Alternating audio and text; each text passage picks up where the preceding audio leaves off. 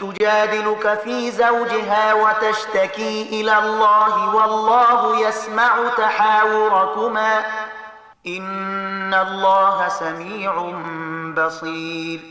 بشک الله د هغې ښځې وینا واورېدله چې د خپل میړه په باب له تا سره بیا بیا غږیږي او الله ته فریاد کوي. الله ستاسې دواړو پوښتنه او ځواب اوري. هغه د هر څه اورېدونکی او لیدونکی دی. الذين يظاهرون منكم من نسائهم ما هن أمهاتهم إن أمهاتهم إلا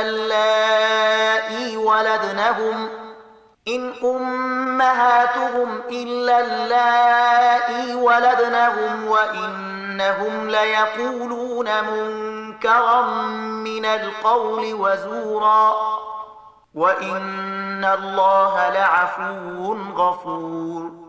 له تاسې نه چې کوم کسان له خپلو ښځو نه زهار کوي یعنی دوی ته مور وایي په حقیقت کې د دوی میرمنې د دوی میندې نه دي.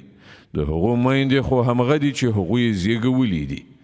دوی یوه ډېره ناوړه او دروغ خبره کوي او حقیقت دا دی چې الله ډېر عفو کوونکی او بخښونکی دی.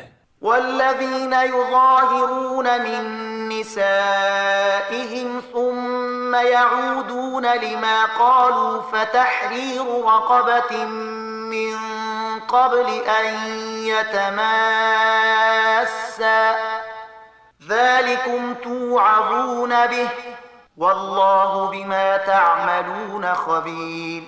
کوم کسان چې له خپلو میرمنو نه زهار وکړي یعنی هغوی ته د مور په نامه خطاب وکړي بیا له خپلې هغې خبرې نه راواوړي چې یې کړې وه نو مخکې له دې نه چې دواړه یو بل ته لاس وروړي یو غلام دې آزاد کړي.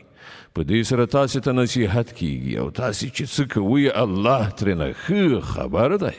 فمن لم يجد فصيام شهرين متتابعين من قبل أن يتماسا فمن لم يستطع فإطعام 60 مسكينا ذلك لتؤمنوا بالله ورسوله وتلك حدود الله وللكافرين عذاب أليم.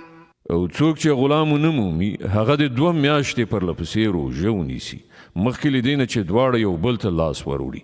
او څوک چې په دې هم قادر نه وي هغه د 80 مسکینانو ته خواړه ورکړي. دا حکم د دې لپاره درکول کیږي چې تاسې پر الله او د هغه پر پیغمبر ایمان راوړئ. دا د الله ټاکلي حدود دي او د کافرانو لپاره دردناکه سزا ده. إن الذين يحادون الله ورسوله كبتوا كما كبت الذين من قبلهم وقد أنزلنا آيات بينات وللكافرين عذاب مهين. کوم کسان چې له الله او د هغه پیغمبر نه مخالفت کوي هغوی به په داسې شان ذلیل او خوار کړی شي لکه چې له دوی نه مخکې خلک ذلیل او خوار کړی شوي دي. موږ روښانه څرګند آیاتونه نازل کړي دي او د کافرانو لپاره د ذلت عذاب دی. يوم يبعثهم الله جميعا فينبئهم بما عملوا أحصاه الله